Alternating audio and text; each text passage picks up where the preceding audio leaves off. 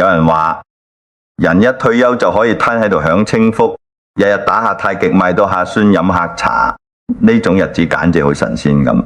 每次聽到呢種說話，我個心都暗自偷笑。呢啲根本就係天大嘅棍言，係後生仔對衰老一種毫無根據嘅浪漫想象。依我睇，人一過咗70歲，真正嘅苦日子先至啱啱踩行油門，向你一路狂拗過嚟。到咗呢個年紀，你曾經引以為傲嘅身體，你習慣咗嘅生活方式，都會毫不留情咁俾面色你睇。今日我呢個老人家就坐喺度同你哋敞開心扉，好好傾下呢場晚年避無可避嘅4大苦。無論你以前幾咁風光無限，無論你銀行戶口有幾多個零，呢4杯苦酒冇幾多人真係避得開。首先晚年第一大苦，亦係所有苦難嘅根源，就係身不由己、病痛橫身嘅肉身之苦。呢種苦最直接、最公平，亦最無解。年少輕狂嘅時候，我哋總覺得身體係無窮無盡嘅資本，可以肆意揮霍、肆意透支，捱夜通宵、暴飲暴食，久坐不動，過度勞累，情緒內耗。我哋恃住後生體魄強健，從來唔會將身體嘅小毛病擺喺眼內。我哋總以為身體永遠硬淨，手腳永遠靈活，想食乜就食乜，想去邊就去邊，想做乜就做乜，人生永遠隨心所欲，自由自在。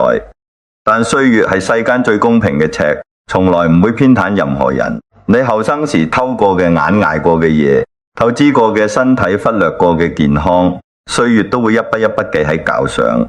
等到70歲之後，連本帶利全部還返俾你。人到古稀，最大嘅殘酷，從來唔係冇錢使、冇人陪、冇地位，而係你嘅身體鐵底唔再屬於你自己。我呢世人向來以眼脫隨性著稱，世人都知道蔡桑愛美食、愛遊歷、愛自由，一世人生情人間，遍歷山河後生。嗰陣我走遍世界各地，由內地山河到港澳街巷，由東方煙火到西方風情，就遍天下，百味食遍人間真菌，天南地北話行就行，腳步從未停過，胃口從未挑剔過，身體從來頂得住所有折騰。我後生嗰陣拍戲寫稿應酬遊歷，日夜閒都係常態，飲食隨性係日常，從來唔會刻意養生、刻意戒口。嗰陣時精力旺盛，體魄強健，再多嘅忙碌同奔波，瞓一覺就滿血復活，再多嘅飲食隨性，身體都消化得晒。嗰陣我總覺得人生就應該及時行樂，活着就係體驗世間美好，唔使被啲條條框框嘅養生規矩束縛。但真係等到我跨過70歲嘅門檻，我先至真切體會到乜嘢叫歲月不眼人。曾經嗰個肆意懶脫、步履不停嘅我，都不得不低頭服老，身上大大小小嘅慢性病、老毛病接踵而至，唔致命，但係好磨人，日復一日咁攔住你，令你再也翻唔到以前嘅自在模樣。我喺我本新書《活過》入面寫過一段真心話。我話人老之後最大嘅遺憾唔係冇錢冇勢，而係以前隨心所欲做得到嘅所有小事，到老都變得無能為力。後生嗰陣，我想食重油重鹽嘅美食，隨時隨地都可以大快朵地，唔使顧慮腸胃，唔使擔心血壓血糖。我想去遠方散心旅行，執好行囊即刻出發，翻山越嶺長途跋涉都唔覺得攰。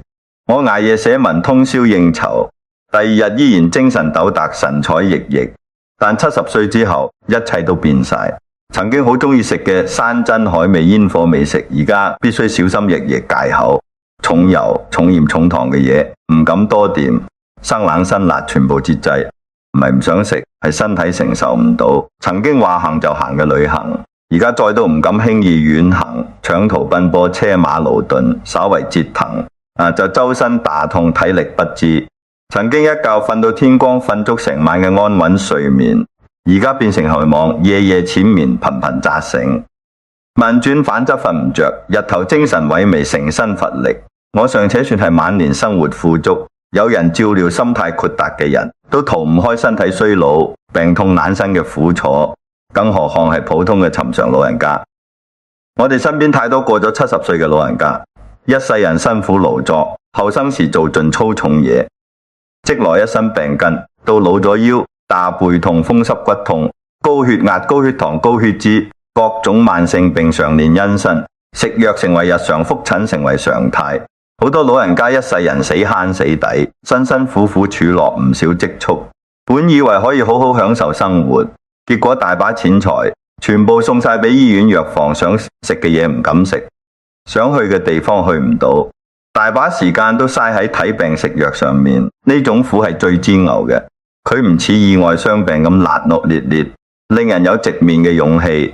佢係日復一日、年復一年嘅勞碎折磨，日頭成身唔舒服，行動遲緩，夜晚拿轉難眠，身心俱疲，自己活得煎熬痛苦，仲要時刻拖累家人。稍為嚴重啲，生活無法自理，着衫食飯、洗面沖涼、起居飲食都要仔女照料，唔單止冇晒生活嘅尊嚴，仲要日日睇人面色受人照料，個心滿係愧疚同無奈。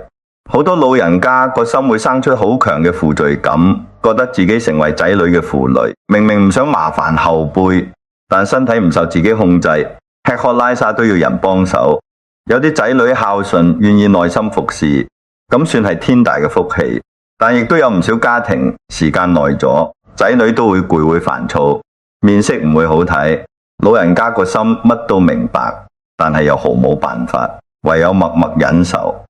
呢個亦係點解好多老人家就算身唔舒服，都唔肯開口同仔女講，寧願自己死頂，都唔想俾後輩增加負擔。好多人到老先至幡然醒悟，原來人生最大嘅福氣，從來唔係家財萬貫、兒孫顯貴，而係身體無病、身心輕鬆。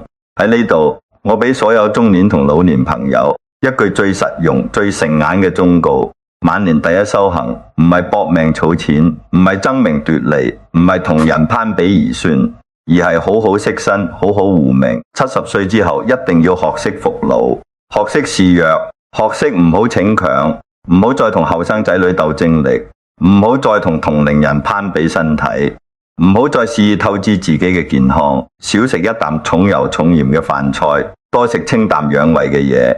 少一次捱夜內耗，多一場安穩睡眠；少一分嬲怒了結，多一分心胸豁達。人老咗，情緒平穩就係最好嘅養生，作息規律就係最好嘅良藥，心態樂觀就係最好嘅補品。錢財再多都抵唔過一身健康，地位再高都換唔到冇病冇痛。好好養護自己嘅肉身，唔俾病痛纏身，就係晚年安度餘生最根本嘅底氣。大家可以喺評論區打3個字：惜身體，時刻提醒自己，健康先至係人生最大嘅本錢。講完肉身之苦，再講晚年第2大苦，亦係最扎心、最普遍、冇人走得甩嘅孤獨之苦。人情散盡，熱鬧落寞，終其一生冇人可依。人後生嗰陣最唔缺嘅就係熱鬧。年少時有同窗好友玩伴知己，成年後有同事伙伴人脈圈子，成家後有親戚往來鄰里相伴。我哋每日身處煙火人群，往來都係人情，總覺得自己人脈遍地，親友環繞。無論何時何地，都有人陪伴，有人扶持，有人傾訴。我哋總天真啊，咁以為身邊嘅朋友會一直喺度，身邊嘅親人會永遠相伴，人間嘅熱鬧會永遠唔散。但等到70歲之後，你就會徹底睇透一個殘酷嘅真相。人情最薄，煙火易散，所有熱鬧都係一時嘅，孤獨先至係晚年永遠嘅常態。我呢一生算係活過最熱鬧嘅江湖，世人都知香港4大才子，我同金庸先生、黃盧先生、倪匡先生4人相伴半生，相知相識，統睹文壇詞窮影視，遊歷人間，見過最盛大嘅人間煙火，擁有過最真摯嘅知己情誼。後生嗰陣，我哋4人成日聚埋一齊，飲酒品茶，談文論道，嬉笑怒罵，暢談人生，高朋滿座，賓客盈門。身邊從來唔缺熱鬧，從來唔缺知己，從來唔缺陪伴。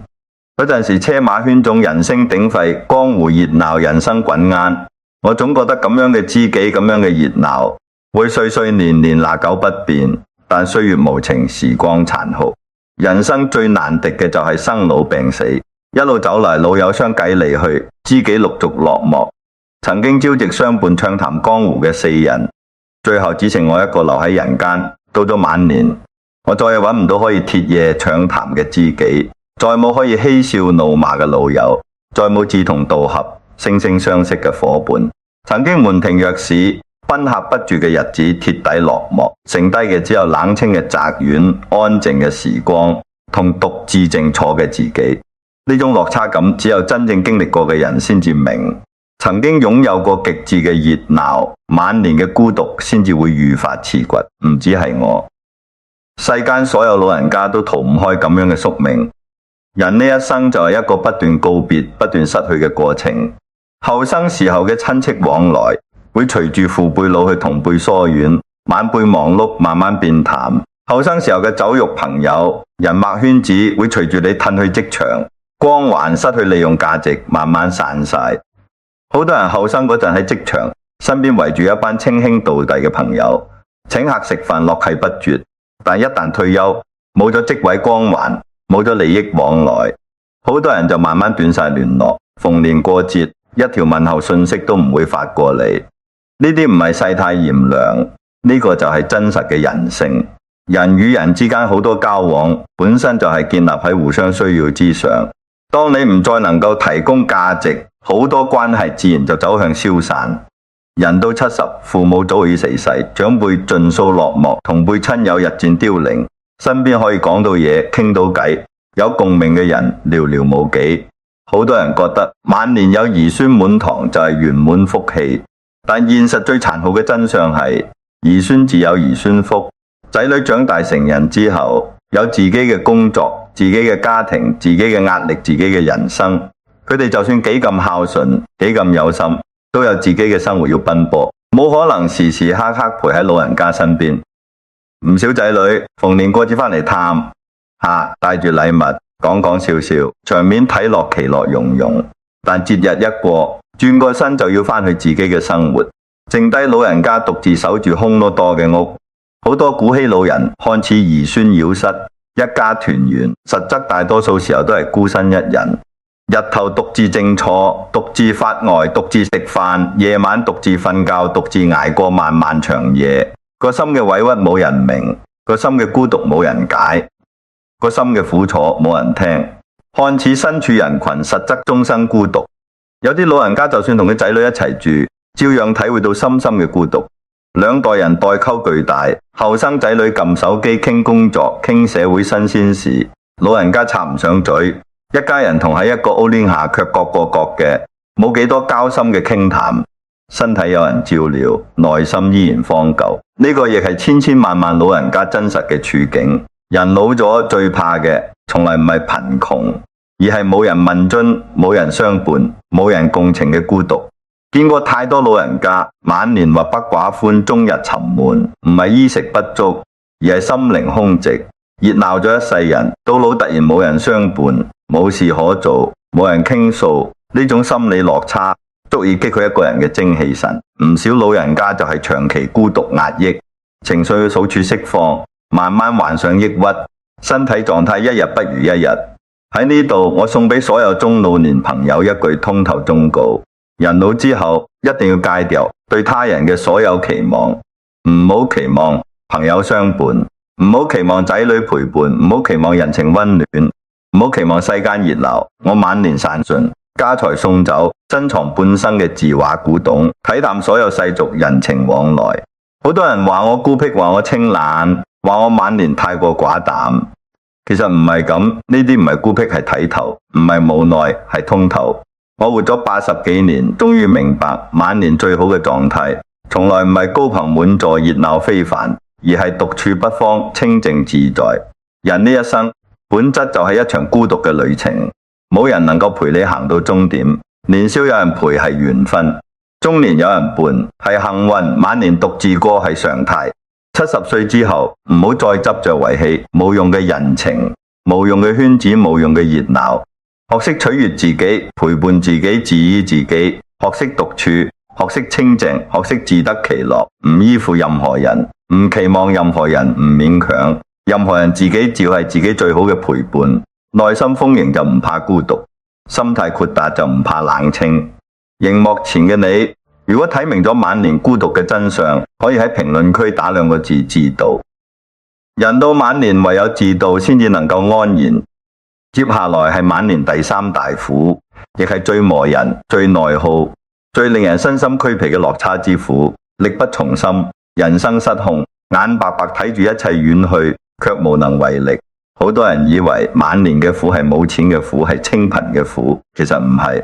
貧窮可以努力改變，清貧可以坦然接受，但呢種力不從心嘅落差失控之苦，係無數古稀老人一世人跨唔過號嘅坎。後生嗰陣，我哋係人生嘅掌控者，我哋掌控自己嘅生活，掌控自己嘅命運，掌控自己嘅人生節奏。32立40，不惑50知天命。中年嘅我哋手腳靈便，思維敏捷，精力充沛，有賺錢嘅能力，有抗壓嘅底氣，有解決問題嘅魄力，有撐起風雨嘅擔當。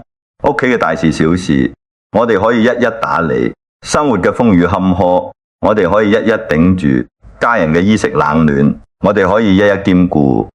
嗰陣時嘅我哋遇事不慌，遇難不取，有底氣，有能力，有力量，掌控住自己成個人生。但一旦跨過70歲，一切都會悄然崩塌。歲月帶走咗你嘅精力，消磨咗你嘅體魄，遲蒙咗你嘅思維，褪去咗你嘅能力。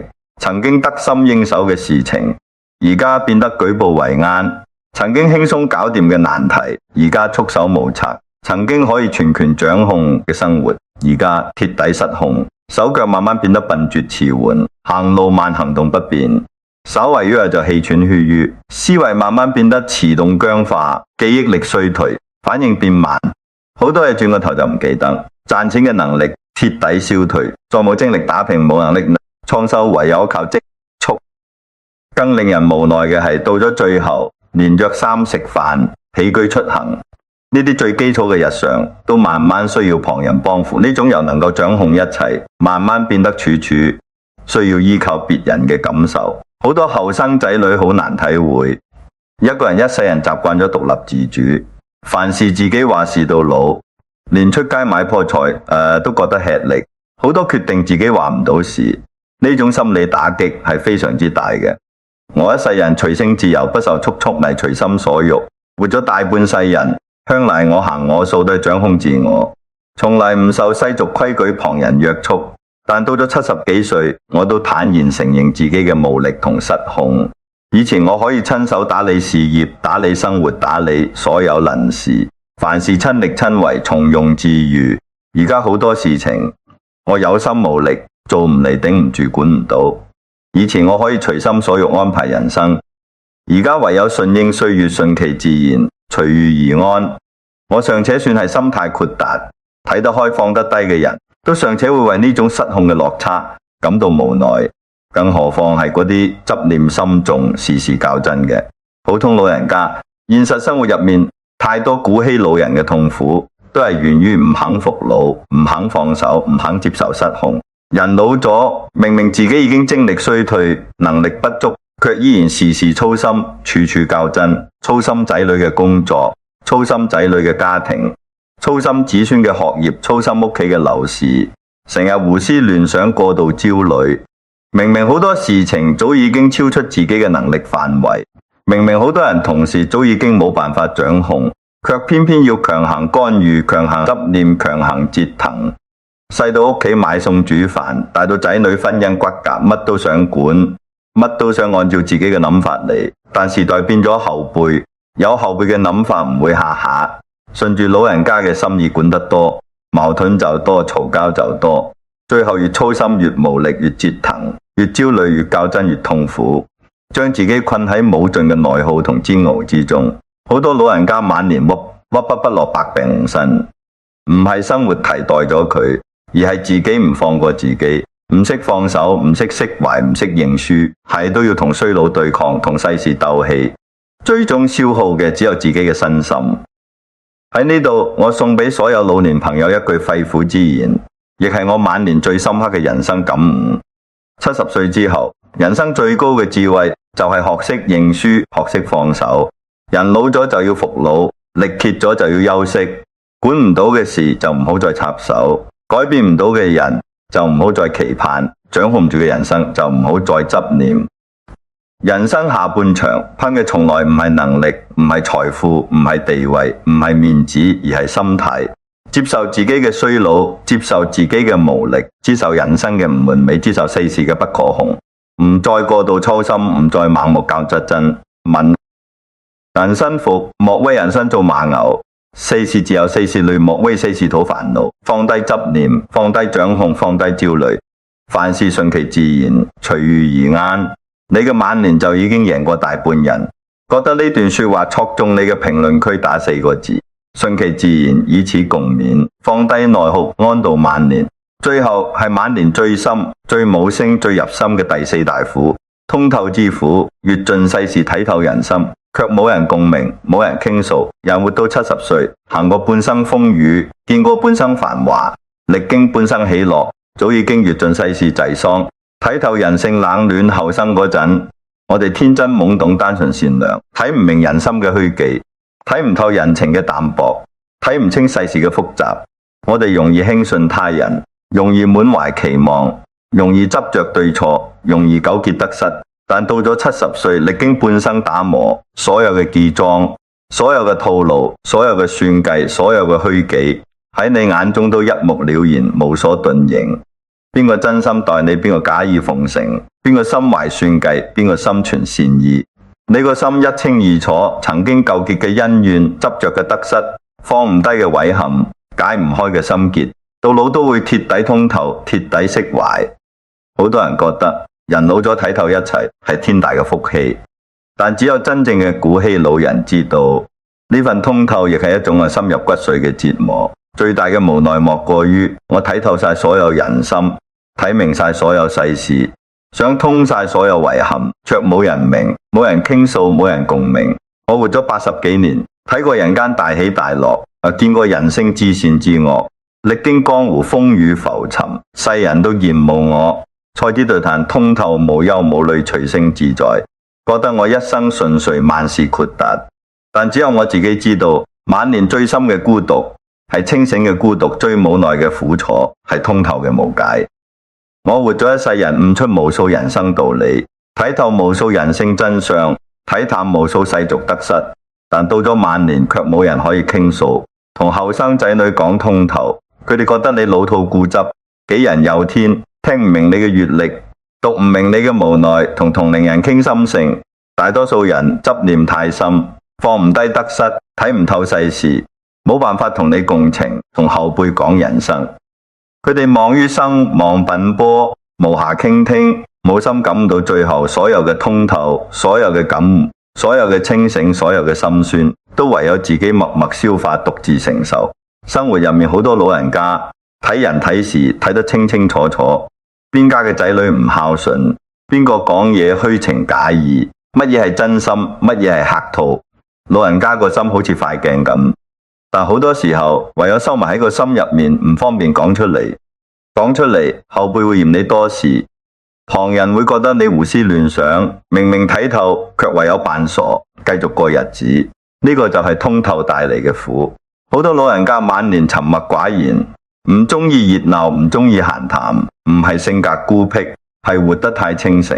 佢哋睇明咗世態炎涼，睇透咗人情冷暖，睇清咗人性自私，卻仲要喺世俗中扮傻將就度日。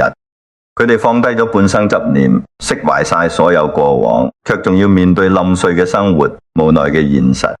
佢哋明白咗人生真冷卻，冇人共鳴，冇人理解呢種清醒嘅孤獨，通透嘅無奈。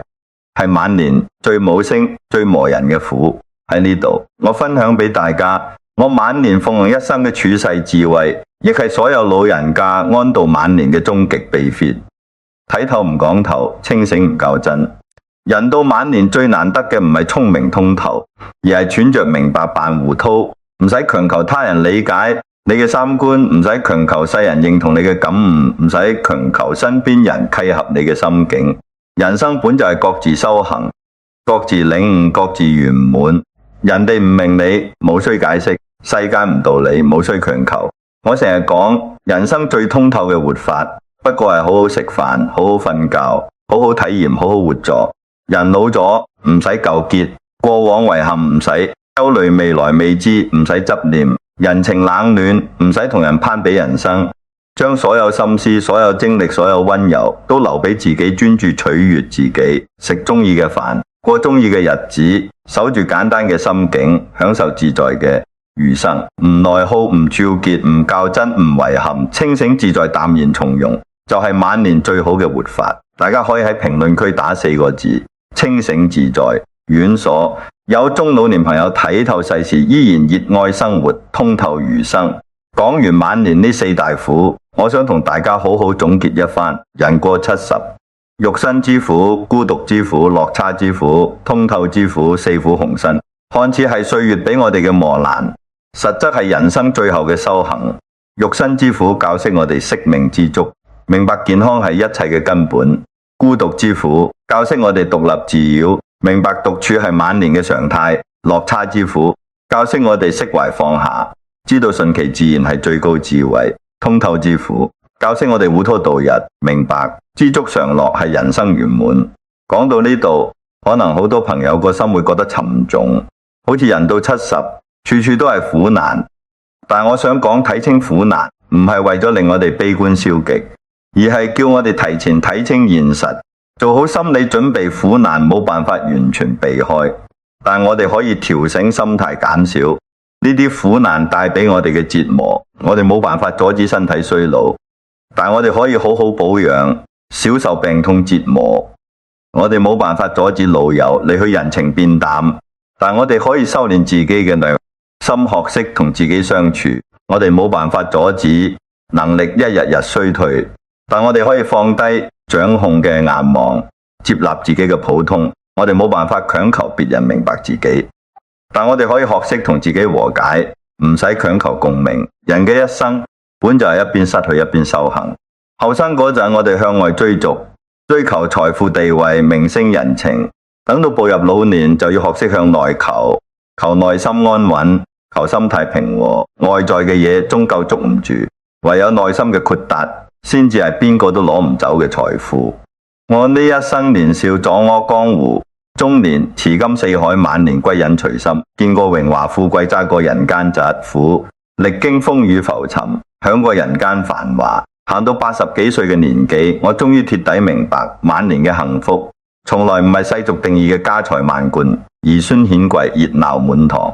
真正嘅晚年福氣係身體冇病痛，內心冇煩憂，日子冇內耗，餘生冇牽掛。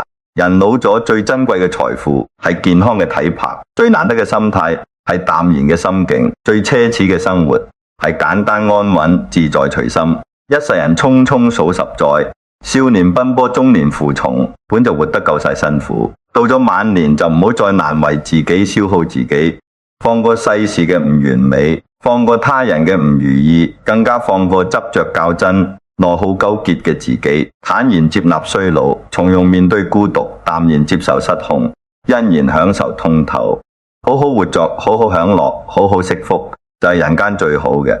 結果好多中年人總覺得70歲離自己仲非常之遠，養老晚年嘅苦難同自己冇關係。其實歲月轉瞬即逝，眨下眼幾十年就過咗去。今日講嘅呢啲道理唔單止係講俾老人家聽，更加係講俾仲喺中年打拼緊嘅各位，而家都多明白一分，以後就少受一分罪。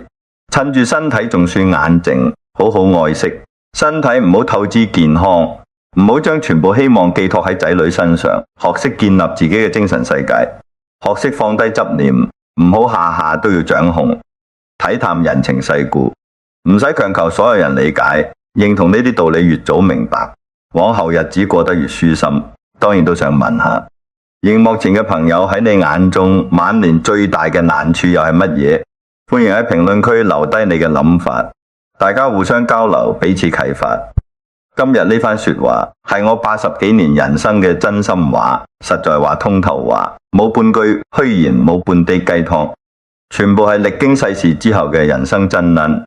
無論你而家正值中年，提前為晚年鋪路，定係已經步入晚年，正在經歷人生嘅苦楚，讀懂呢4大苦就可以解開你大半嘅人生煩惱，令你嘅餘生少行冤枉路，少受煎熬，多享福氣。如果今日嘅內容點醒咗你，治療咗你，幫到你，懇請大家讚好、轉發收藏，將呢段晚年智慧分享俾你嘅家人、朋友、身邊嘅長輩，令更多人睇明晚年真相，擺脫人生內耗，安享自在餘生。